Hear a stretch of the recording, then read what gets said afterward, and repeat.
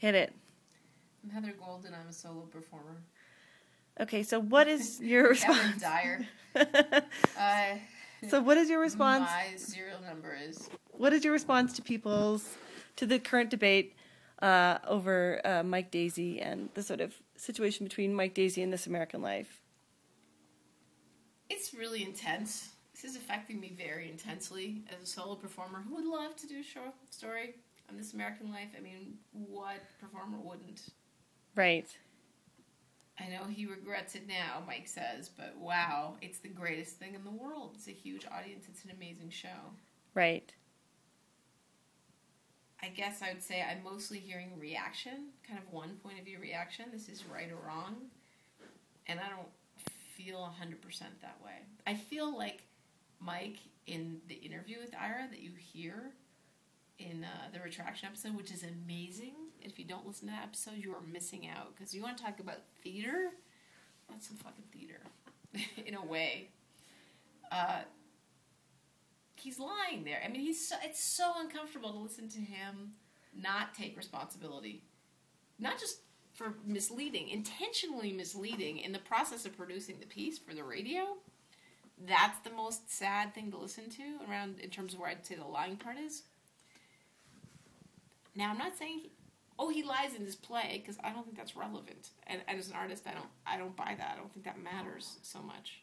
I do think it's helpful to let people know your point of view in some way and to find some aesthetic way to do it, because I think it helps you come together with an audience. But I think it's every artist's own call how they make the relationship with their audience. It is possible to draw attention to something as a construction. Even if it's one that's using fact. It is. I don't know that it's my place to tell another artist to do that. I think it affects the kind of ongoing connection. In my case, I don't feel there is a true audience because I try to set up the so-called audience to star sometimes in the shows that I do. So I'm playing with interactive stuff. I want other people to talk and other people to have stories and to build a story together.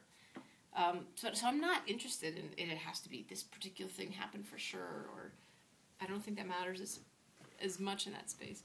But I do think people, to refer back to what Ira Glass said in that interview, do think if you stand up there and say this happened to me, then it happened to you.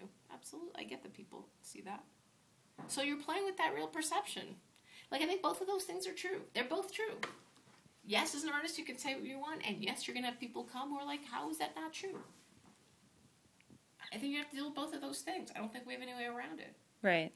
And I think China's got some fucked up labor practices, and Apple needs to be pressured, and I don't think that's changed, and Mike's works really help with that. And I think he lied to Ira, and there's a lot of ands. I don't see this so much. And I think artists and theater are incredibly important to bring emotional truths to life that aren't always about facts. Right. And there's lots of so-called journalism in America that's full of no facts at all. See Fox News. So all those things that have been made in responses in the last 24 hours to this are true. As an artist, I have to think about how and as a person with relationships with other people, how is what I'm about to say going to affect my relationship with that person? Or is it? Is that a person that I know, one-on-one, or is that a person that's in my so-called general audience community? The person I'm portraying in a piece, if I do that, all of that.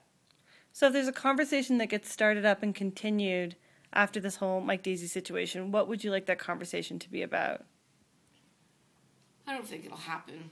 Okay, but what would you like it to be about if it did? How do we hold multiple things together and multiple truths and facts together? How do we handle that? Because I think that's why we need artists and stories so much, because I don't think our culture is very good at that at all.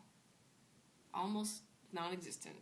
And it may be the only thing that's going to get us out of the kind of economic hell we're in, because people have different lives, and their subjective truths are true for them. And, the left loves to throw as much facts as the right as possible. Oh, look, they love their guns, but, they were wrong about this fact. Who cares? They may not care. How about caring? You know what? I was too involved, all those words I used about holding multiple things together. I think caring is what matters. And maybe that'll help us handle that many things are true or exist that we'll have to deal with, whether we're comfortable with them or not. Okay.